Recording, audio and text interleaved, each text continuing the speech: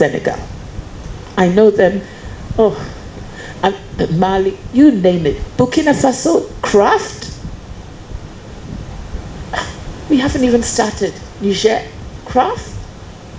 So what I'm saying here, I know I must stop speaking soon, is that we need to work together. One of my favorite sayings is, coming together is a beginning. Staying together is progress. Working together is success.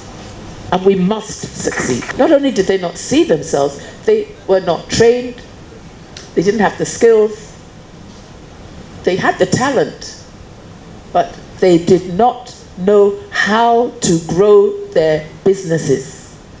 That's a completely different ballgame. And I see that Joke is doing it. Yeah, Joke has become a businesswoman now, a long time ago, but when she started, true, you were not thinking business, right? So the chamber is there for you as creatives to come and learn, because we have training, we have programs that we do, we invite. Well, look at you, you're the best, you guys, and you're here for the chamber. So whatever we want to do for our members, we get the best, and our members get the best out of it.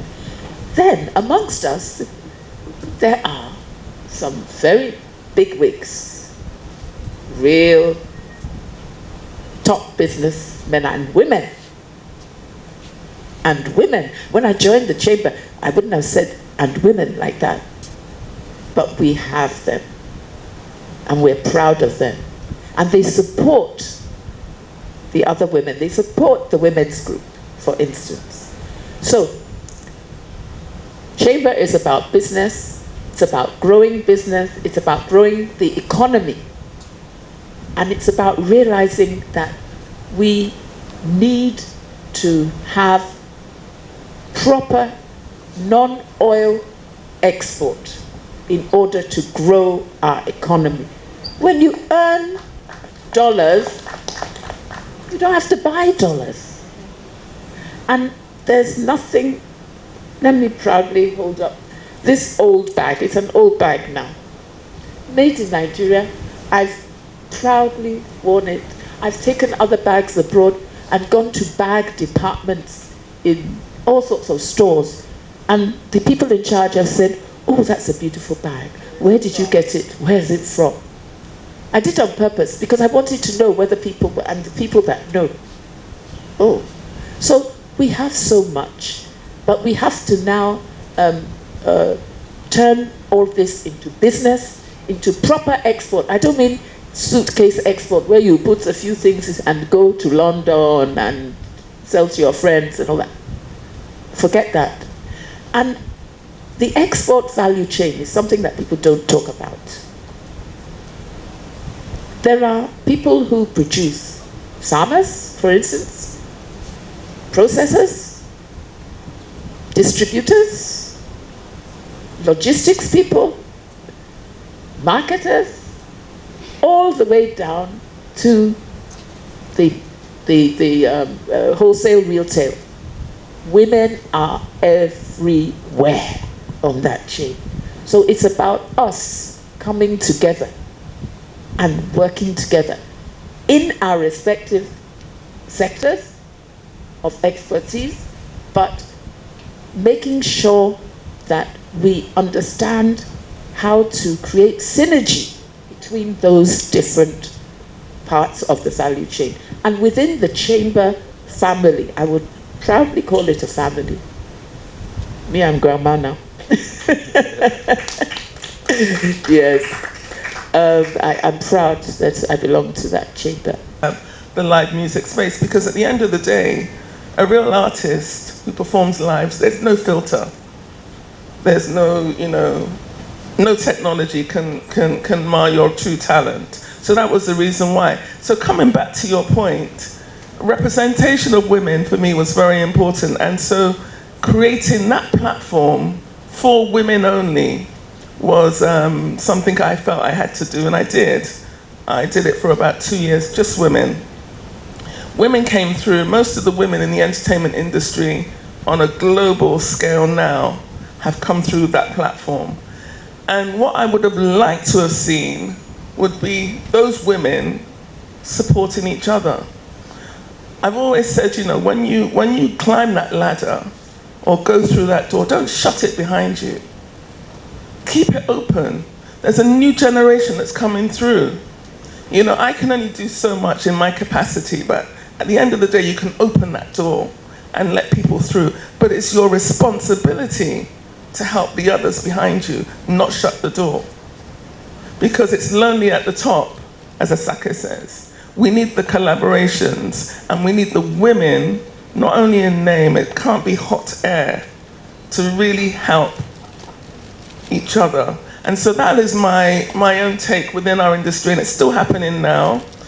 I will reach out to some of those people that I supported. Some of them don't even speak to me, I'll be honest. And for me, it's just like, I'm very happy to see a lot of them doing well. But, you know, don't forget where you came from. Don't forget where you came from, because, you know, as you go up the ladder at the top, you're going to meet those people on your way down. So, you know, just, you know, bear that in mind. So those, and, you know, I love what the men are doing. The men are championing men, and they're also championing women.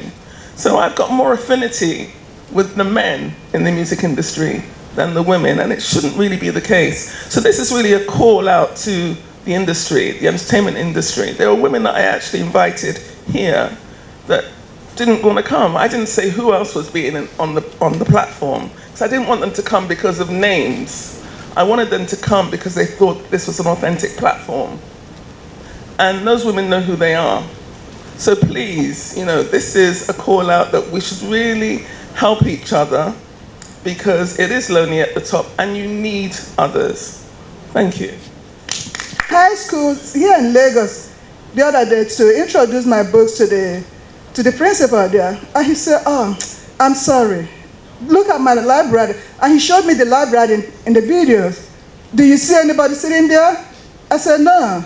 He said, "Well, if I take these books, they will just be sitting here and collecting dust." I'm like, "Really? Why?" He said, "It starts from the top. From the top. People from the top do not make it a priority to get the students to read. Some parents, not all, don't make it a priority for their children to read wide."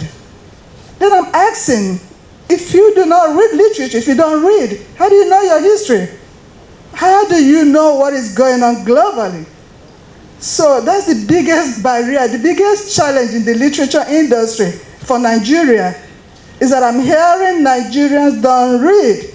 So for parents here, sisters, brothers, please take away the cell phones and allow your children to read. Let's kill the phrase, Nigerians don't read. Thank you. Something we're working towards. And one of the ways we've been able to do that to where we are today is exactly creating mentorship programs specifically for women. So we have the women who have been through it, people in the past. We have people like, you know, so many other people who've been MDs, being mentors to a younger crop of women across different spheres. So you want to know, okay, at middle management, this is what you look out for. At C-suite level, this is what you look out for. Being very intentional and encouraging those ladies to also come up with it. Now, there's this saying I like to always put across to people, and I say, the C in career is not competition, it's collaboration, right? So in speaking to people, I use myself as an example. When I wanted to go back for my PhD, I couldn't go immediately because I was working and I didn't have that opportunity to say I'm financially stable enough to resign and go back to school. So it took me like 7 years to build up the muscle to decide I want to go back for my PhD. But even at that, one woman was the person who made it possible, not because she sponsored me, but because she gave a single word: your request is approved. And that was it. So she didn't even know what I was going for, All I told her was I wanted to go for a postgraduate degree. And in their head, they were like, but you've done 2 master's programs. Why do you want to go? But she didn't ask me that question. She just said, it's approved. That word approved went a long way. So there's that constant need for us to support each other and give that support. And when we talked about the creative industry, the exports, I would like to say something here, and it's a takeaway for all of us. Insurance is underrated in Nigeria because we don't value ourselves as people. Insurance is not a luxury. When I was growing up, my younger brother had this habit of, when he wants to take my dad's car out, he would use stones to measure the front tire and the back tire, put the car on neutral, and push it out. So you won't hear the ignition, right? And he rolls it out the gate and then starts the ignition outside the gate. And when he's done, he comes back, rolls it in. The tire is to make sure that the man does not know the car moved. So when neighbors are saying, your son took your car, my father would tell you, no way, I know where I measured it, until the day he found out. And when you queried my brother, he would say, car is not a luxury, it's a necessity. For us younger ones, we felt he was cheating us. We didn't know how to drive. So if we can do the bus route, it's a luxury taking a car. And I think that's the same mentality we need to have for insurance. Insurance is not a luxury. It's actually a necessity. And how can it support us in the creative industry? When you look at the length of time and years, people like the icons we have here have helped to build the industry. It speaks to sustainability. What is economic growth? What is development? Most times, there are schools of thought that will tell you it is land, labor, capital, and it ends there. But there's something that of recent has been added, entrepreneurship. Land is no longer land like we think about it, it's now technology. Because when we used to think of land, we used to think of fixed, places. They talked about the issue of, theaters and stages, and more or less like, an acting village that you could actually use and change. We see when films abroad are changed from, in short, we see some things, and when we see the making of the film, we start saying, are you for real? So there was really no mountain here or something. We can do that, but how do we sustain these things? And that's where insurance comes in.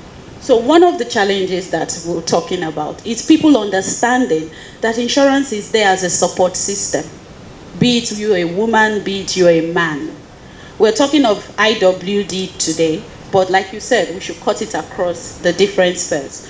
When you understand, either as an industry or as an individual, that you're worth something, and for you to be making progress steadily, that industry needs to be sustainable. Where would insurance come in? It comes in the space of supporting you. So if there's any losses, if there's any damage, if there's any injury, you won't waste so much time as you would if you never had somebody or a company to fall back to. I know of a lady who said she had an accident when she was abroad and had to be confined to a wheelchair. One of the things that made the process easy for her was because she had insurance that covered her medical. Some people here in Nigeria go to Igbobi, all they need is a wheelchair, but they can't even afford it. Imagine if such a person was actually one of the creatives that has put a stop to his job, right? Now, imagine where you have a stage or maybe a building, a place where you're running out a production and you've gotten money from investors, right, to fund this project. And for one reason or the other, something goes wrong. Your investors are waiting to get their money back. Your production is not going anywhere to yield that investment. But you have an insurance policy to support you. Have you ever noticed that the rich people don't go broke? They don't. Not because they have excess money, but because they are wise enough to make sure that their businesses run, and most of them have insurance. So you see them running back to that insurance, even the multinationals, the conglomerates, even the IOCs you have in the country. Please and please, if we're not going to take anything out of this place from me today, and my name remains Joyce Odiachi, I think we need to understand that we are important as individuals. We need to understand that the creative industry is one of the major spaces that we can grow as a nation, as a country. When we talk economic growth, entrepreneurship is a major player within that space of economic growth. And the creative industry is one of the industries that would help us to push that narrative. How do you sustain your industry? You can't get that support from insurance. Thank you very much. Thank you very much. Please put your hands together for Dr. Joyce Odiachi. Different groups, even sometimes individuals, will just, it's the right, they feel they have to just disrupt your business, and knowing fully well that nothing will be done anyway to them, irrespective of what they do to you. Like you're helpless. There's nothing you can say. And they say it very confidently that they are backed up. So how do we, even as locals, do business in a community or society or country or state that is so indisciplined? And how do you even begin to think of inviting others? So you see films going to South Africa, you see films going to even Ghana. They will not come to Nigeria. We are not ready. The space is not ready. Even I am not ready to shoot here. After this movie, I was saying, I don't know if I'll download that one. No, it's too much. It was too much, so it's not conducive. You go through hell. The minute you just bring out even your phone, how much more a camera, you have all these people flying from the sky, from everywhere, and then sometimes they want to hurt you. One guy even said to our crew that he was going to swing something at him and all of that stuff. I had to take off my wig and become an agbero myself, because I was like, at this point, it's like Ajabota is not working. But why do we always have to go that low just to survive? So that's in itself hampers filmmaking. You are a creative. You want to remain in your creative space. You want to enjoy the process, but you are having to fight every step of the way. All kinds of hoodlums coming at you. How do you even remain in that space of mind? So I'll say legislature and those people, they just need to figure it out. Having said that, I think the third level I would like to talk about is something we all know about, funding. And not funding from the level which we always talk about, everybody needs money. It's not that. The truth of the matter is we are due to actually really truly go global. We are. Our other counterparts are doing it. There was a time when nobody knew about South Korean movies. I know a lot of you girls here now. People know Yonghun and Yanghun. Those are your crushes and stuff. So how did we get there? How did we get to a point where initially it was Bollywood, it was Ye Vadraha and all those people that we're crushing on, and then suddenly we're now at South Korea. Who's next? Jakarta or something? Who are we going to be crushing on next? And we are still literally where we have always been. Not necessarily exactly, but still around the circumference. So my point is there are a few people in industry who are working very hard to take us global. And going global does not mean, it's not bragging rights. It's not like, I want to go international. It's not just really about that. The truth of the matter is you really truly are not competing until you're international. That's the truth. So it's not about bragging rights. We really do have to be a par with other sectors in the world. Bollywood, it has to be seamless. We have to get to a point where even South Africans will not come and shoot here, to be honest. South Africans will not leave their industry and come shoot here. We just don't have the standards. So it's about the standards. It's about our industry getting to a point where there's enough funds and enough training and all of that on ground that these other sectors and other industries feel like them coming here, they're not having to dunk down.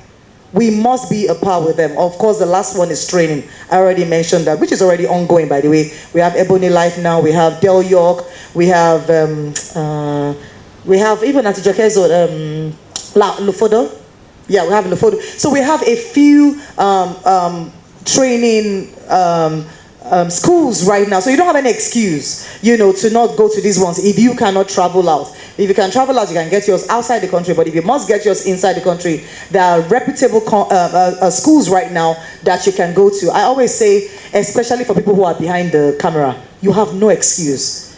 I mean, actors can even still, go untrained. You can just go based on talent. But if you are behind the camera or behind the scene, you have no excuse to be untrained. It's unacceptable. Things change every minute in industry, and you must be a part with it. So I think these are the ways that we need support in industry and to scale up. And so it's just good for us to all be aware of it. And for the chamber, we would really like a situation whereby we seriously are taking. You said something, Ma. Let me quickly go back to that because I noted it then. You said most creatives are not good business people. Truly, we are not. Mostly we are not, because we are creatives. But what is done in other climes is that we partner with business people. That's what a lot of us are lacking. That's what we don't understand. So, for example, in my company, I have accountants, I have business people that I'm collaborating with. That this is what they do. Creatives are not supposed to be the ones sitting down to do all of that, really. But that's not our forte. I don't even like to talk money, to be honest. I don't. I'll just tell you, I don't want to. I want to think about creatives. So please also encourage us to, some people come to you and say they want to talk figures. No, tell them, I want to teach you that you need to have this person on your side. Because some of us don't know. That's the truth.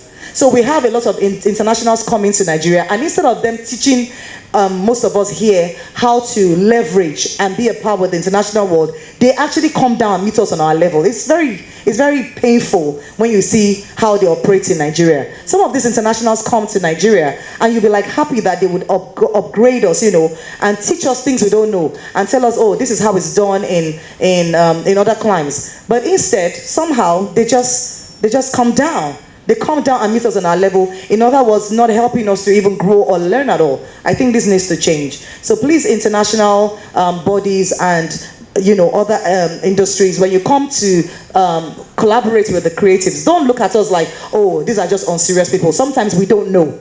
So it'll be nice for you to enlighten us and tell us how we can operate with you. And we are very receptive people. We will learn very fast and level up. 20 years. Why would you give over your legacy to a company that, you've created it? You're the one that's got the IP. I understand the dollars are very, very attractive, but even then, these multinationals have got revenues of billions. How much did you receive? Entry into a market where you enter Nigeria, you enter the whole of Africa. Yes, precisely. So it's just food for thought. It's the way the trajectory of the industry is going. But, go to school, educate yourself, get some contracts, get some people, and know the value of what you have. If I'm selling it, you better be giving me billions, So that's the point I'd like to make. Or 2 community centers and support them for the next couple of years. Because what does that do? The impact on the community is such that you're creating work. First of all, you're creating work for a group of people that need to be well engaged, and that's the youth. You're creating work for young people. You are also creating work for the community. In Glover Memorial, where I work, several years ago, the woman who used to sell us Coke and banana and groundnuts when we were performing in Glover Memorial in the early 90s, her granddaughter is the one selling Coke and banana and things to us now. And so when the theater is functioning, people go there and buy all kinds of stuff from her. Do you understand? So there is a roll-on effect of getting those community centers to work.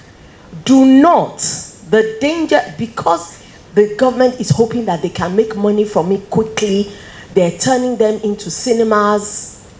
No problem. It's good. It's a way of making money. But cinemas alone will not do it. It's going to affect the programming. And what is important, the next milestone for theater in Nigeria is to run a play for over 1 year. for 2 years, just like you run the Lion King. Do you understand? Right now we are running seasonally. So you run at Christmas, you run at Easter, you run. No. Let's run a show for 1 year. Let's run a show for 2 years. Actually, that is how theater makes money. The director is the leader of the set. So do you have that strength in you to be the leader? Now, one of the things you can do is to see, okay, this is a story I'm passionate about that I want to bring to the fore. I'm a woman. Which other woman director is there that I can go to and say, excuse me, ma, this is what I want to do. When I leave here, I'm going to rehearsals. I'm running late actually, but I'm going to rehearsals run by a woman. Offoha Offoha. You know, she's the one that's taking us all over the world with her work, Hairword. We're about to do Hairword again, a pop-up of Hairword. We've been doing Hairword since 2014, all right? So you can go to an Offoha Offoha, you can go to but it's not Bosse, Toki Oshin, you know? And there are just so many, I can start reading out the name. Just go to them and say, I want to do my own first direct. It's not time. Just as you have women who are against women, so you find men who are against men. That's my belief. So my answer to that question is, if you have anything you want to do, don't wait for anybody to support. You don't wait for one. Sister, go ahead and do it. Nollywood to tell our own story the way it is. So content creation, storytelling within Nollywood should be intentional. The security, like you mentioned, madam, if you take a look at the statistics from America, gun violence, homelessness in America is scary. But they never talk about it. America is not that safe. But they don't really talk about it as much as we talk about the problems that we have here. So let's begin to celebrate ourselves and all the good that we have in Nigeria and ensure that we carry the young people, the future, along with us. Racism is actually very important to them, and they, without recourse, always make sure that the American in every movie always looks like the hero. He's the one who always saves the day. So I think we can learn from that. I think that's what I'm trying to bring out of what you're saying, really. That we as filmmakers can be a little bit more cheerleaders for Nigerians, and we really are. I've seen even on the internet how Nigerians really love Nigeria. We yab ourselves, but we don't allow other people yab us. Have you noticed that? Yes. We can give ourselves all kinds of headache and hell, but we will never allow anybody else to insult us. I think we're doing good. I think we're all right. I think it would be bad if we really don't tell ourselves the truth. It would just gloss over everything. So I think it's okay. But as filmmakers, for example, the movie we just finished, for example, I understand these things because I know that as a global citizen myself, I have seen and understand why we need to be intentional about some things. For example, in my movie, you would hardly see anyone wearing some type of hair. It's not like it's not beautiful. I just feel like, for example, if we change hair like 5 times, sometimes they don't recognize us. I've seen people say, is that the same actress, you know, and it's not necessary. I've seen, for example, where we don't show our culture, where simple things, you know, like maybe a child will just, if it's not necessary, just stand up to their mom and back at their mom. I find those things very uncomfortable, you know. So in my movie, you will never see that. I'm very, very intentional to show my culture in the movies. For example, in our film, you'll see where in a cosmopolitan setting, the girl wakes up in the morning and she's kneeling down to greet her mom. That's my own little way. And I think that's something, for example, that you're trying to say. So there are little things that I think in our films that we can start to show that this is Africa, we are Africans, this is who we are, and we are different from you Americans. They wish that we would show more of those things because they want to learn from us. And to be honest, I think this is why old Nollywood actually did very well. The fact that people watched old Nollywood and felt like they were learning about Africa from our movies. We are kind of like losing that. So that's what I would say I take from your question, your comment, you know, that we should at least try and assemble more of our culture and all that. So I agree with you on that. Other than that, really, we're going to show you, if you kidnap people, we're going to put it in our film. I don't know why people always say, why are we doing voodoo? Is there no voodoo in Africa? Is there no voodoo in Nigeria? No, I guess. Poet as well as a novelist, so I write a lot about Africa. My goal is to promote Africa, to tell Americans that my kinky hair is okay. It doesn't have to be white hair. So we have to defeat our inferiority complex and learn to appreciate what is our own. And because if you don't appreciate your own, who do you expect to appreciate it? America appreciates its own. Yes, there's gun violence every single day, school shooting every single day in America. But how many African news channels read them? But let's say there's one bad thing, one single shooting in Nigeria, any other African country, you will see it on CNN. But let's say a good thing happened here, you rarely can see it on CNN. So let's try to be proud of ourselves, promote our own. That's it. Yes, let's try to export what is good about us. The Nollywood have done phenomenal. The music, the theme, actually, those in diaspora watch Nigerian movies more than those in Nigeria. That is true. In my house, I don't hear American rap music anymore. What I hear is Afrobeat. Afrobeat, my children, all they use is Afrobeat. And Asake. The video, the rest of them are so popular. Actually, some Nigerian musics are global items. White people, Asian, wherever they are listening to it and dancing to it. So let's be proud of what is our own and tell them this is who we are. It doesn't matter. The time of inferiority complex that the colonial masters brought to us should die completely. Usually, for investors in film, for instance, you don't invest in one film. You invest in a slate of films. That's the best.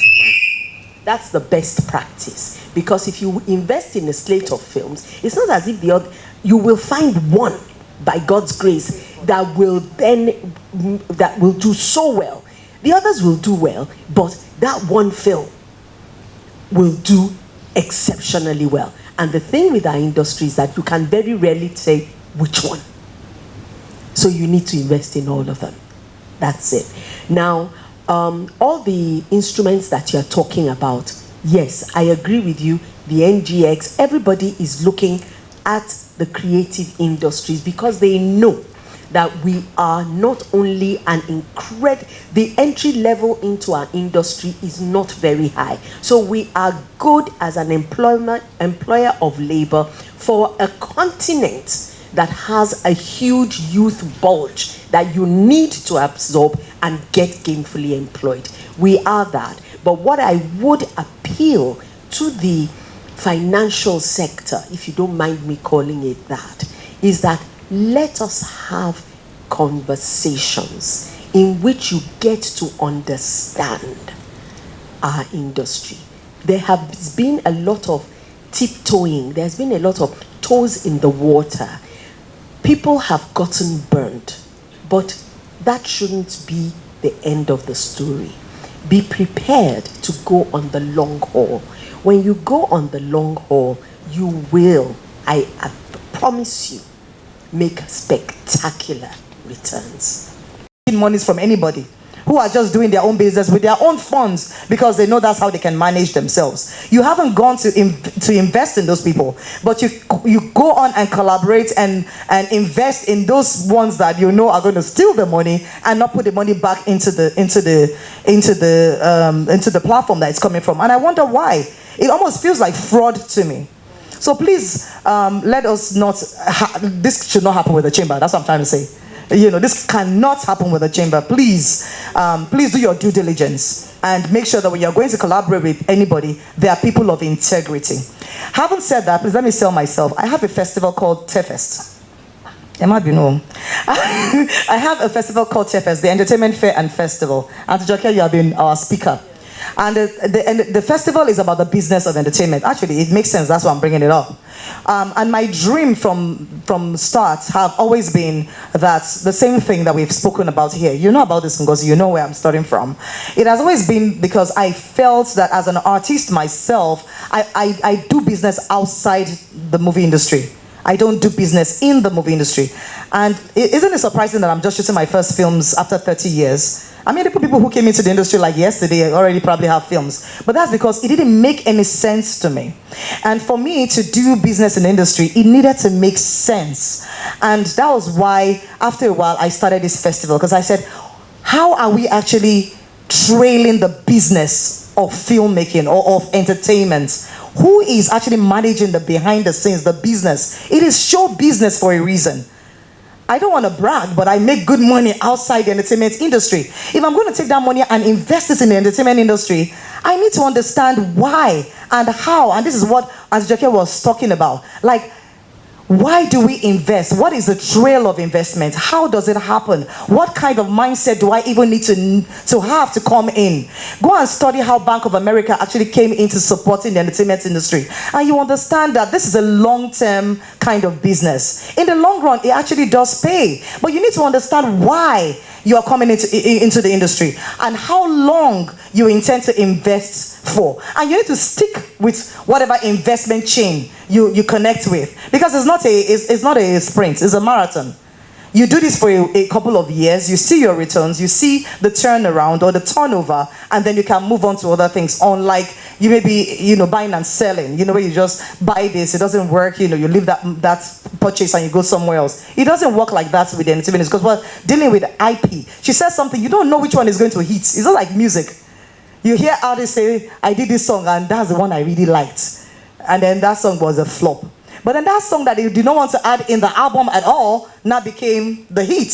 That's how a work of art is. You just never know. You put in that money, sometimes so many other factors do not make that movie a big hit and you don't get the returns. But structure is something that is very needed in the entertainment industry. And that's what TechFest does. We are happy to collaborate with you on TechFest and Auntie Joke too.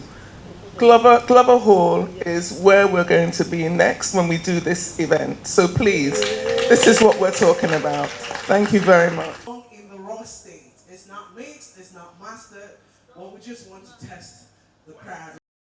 I dare say doing better than the men. Yes. So please let nobody push any agenda that women are not supporting women. I actually think it's a myth. Human beings can be against human beings because of their values. Yes. But in this industry, theater, film, the women are supporting the women.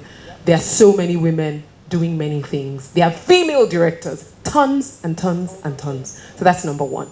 Number two was on the topic of storytelling and how we should tell our stories better. I dare say that please, let's remove the pressure from us as storytellers to brand our country. We will tell the stories as they exist. If there's armed robbery, we will tell armed robbery stories. But there will be different kinds of stories.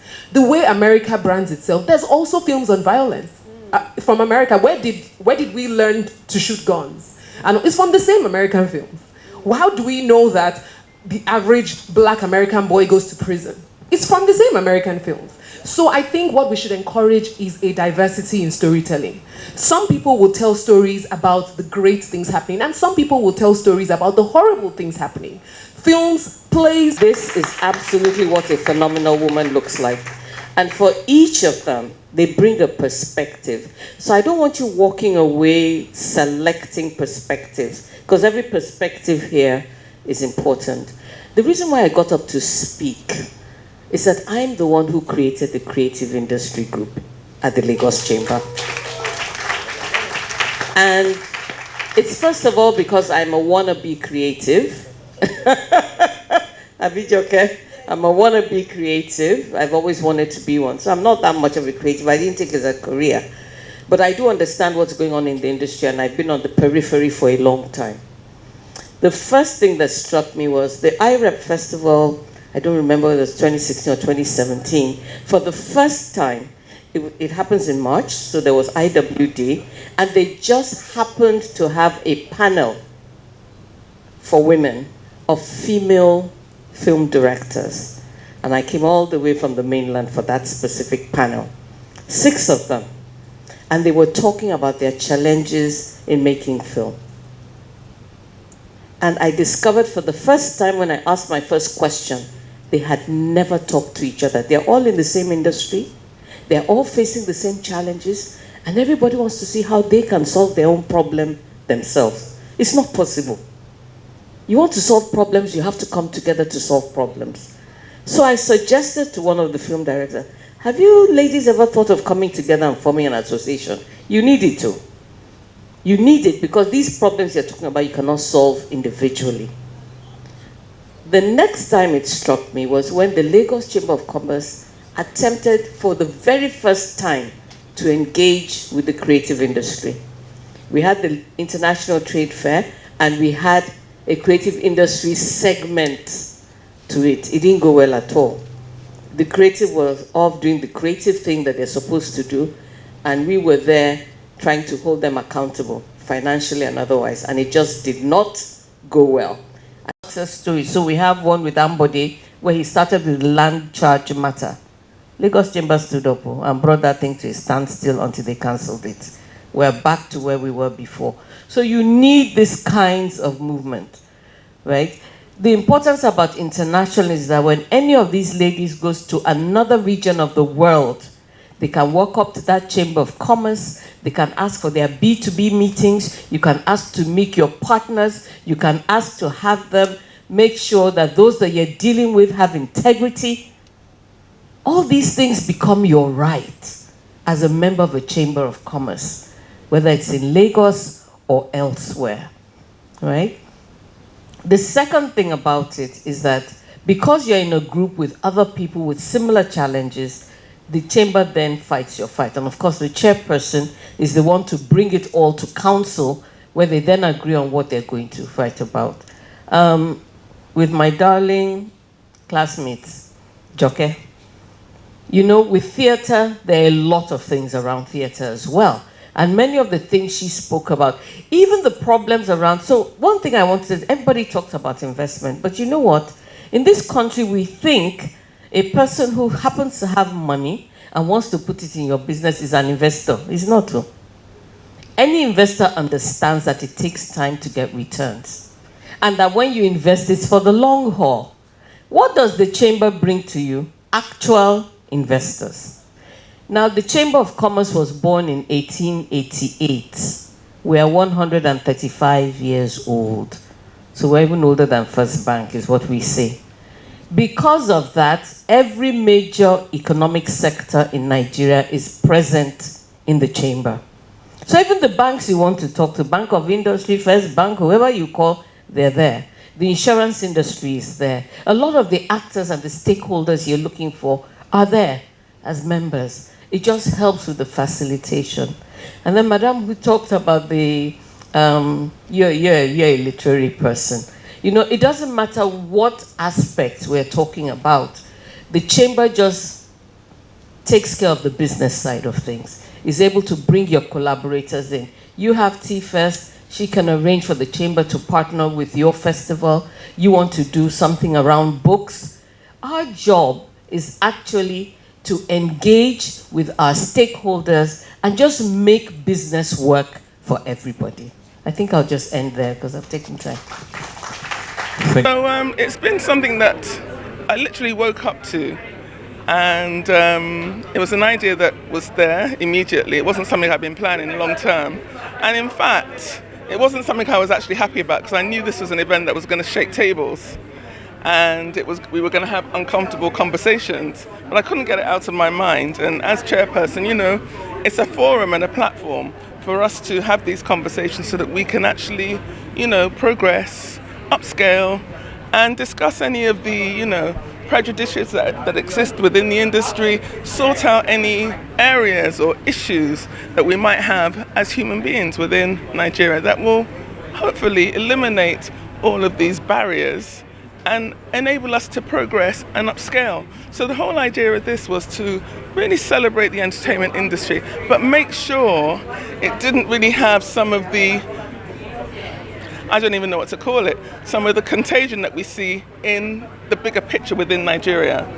The industry is fresh, the industry is full of creatives, unique minds that we don't want contaminated. We want their talent to shine through to a global platform. And that was the whole idea of really putting this together. Having the people within the industry who are legends, who are icons, who are real leaders, you know, they're the foundation blocks of our creative sector. Having them on board, giving insightful conversations about their experiences so that we and the younger generation can learn. So when we're passing the baton forward and they're taking on the mantle, they've got the experience and the mentorship for some of these people. And it just so happened to fall into International Women's Month. So the idea was to have like legends and icons within the sector, but female representation. So that was the whole idea behind it. And I'm really quite proud of what's happened, because it was an idea that I had, as I said, that was bugging me, thinking, why did I have to think about this? Am I not shaking the tables? But you know what? Having these difficult conversations, I think, is important and insightful. So I hope, you know, people have said they've had a great time, they've really learned from it. And so I hope when you do film it, people will be able to have like a clear mindset, free of prejudices, so that we can move forward as one. And the talent that we have is unique. Move forward and really conquer the world, which is what we're doing anyway, within the LCCI. And it's a very active group. They have large membership. So this, I mean, as you can see, it's a creative and entertainment group. I'm a woman. I'm chairperson of the creative and entertainment group. So what you're seeing really is a manifestation of what I and the Chamber represents. Within the creative and entertainment group, we have a lot of females.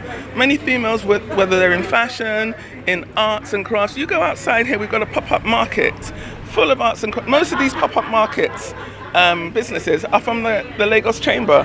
Fashion houses, jewellery, authors, you know, even Royal Exchange, who are part and parcel of this, who are a corporate company. So we're looking to make sure that we have that infrastructure. The mix between the creative and the corporate sector is really coming together and gelling together, so that we can build, you know, with a strong foundation moving forward. Growing exponentially, and I think it's growing faster than we are actually acting. So I as I mentioned in the on the panel, we have to make sure that we own our sector, we own our industry, and not necessarily give it away. We have to make sure that our ownership is based on knowledge, understanding. We have to educate ourselves in contract law, in business, just business transactions, and understanding how businesses should work. So we keep on saying the creative sector, but the creative sector is a business. The music sector is a music industry, is a business. So all of these things are very new for creatives. We need to sometimes wear two hats, the hat of an entrepreneur and then the hat of a creative, because at the end of the day, you're doing all of this, and it might well be your only source of income. So it's very important to know that you're controlling your income and you're not giving it away once you've consolidated yourself. I mean, the IWD theme, Inspire Inclusion, it's, you know, it's one of the SDG pointers, drivers, and we're actually, you know, we're ticking that box. The LCCI, Lagos Chamber of Commerce and Industry, is a very progressive organization under the leadership of our president, Mr. Gabriel Edehosa. He is a very forward-thinking man. He's a he for she, and he really is the forefront driving our creative and entertainment sector. So we're in good hands, and you know, we're looking to, obviously, I mean, any inequalities that you see as women, what we have to do, as OMOTOLA and Auntie Joke was saying, we have to make sure that we drive ourselves and we motivate ourselves to go through all of those barriers. If you have the passion and the belief and the will and you're strong, there'll always be ways around any barriers to entry. So, you know, I think they're a testament themselves. They've been in the business, decades, and they're still going strong, still leaders of their industries. So just take it from them. If they can do it, why can't we?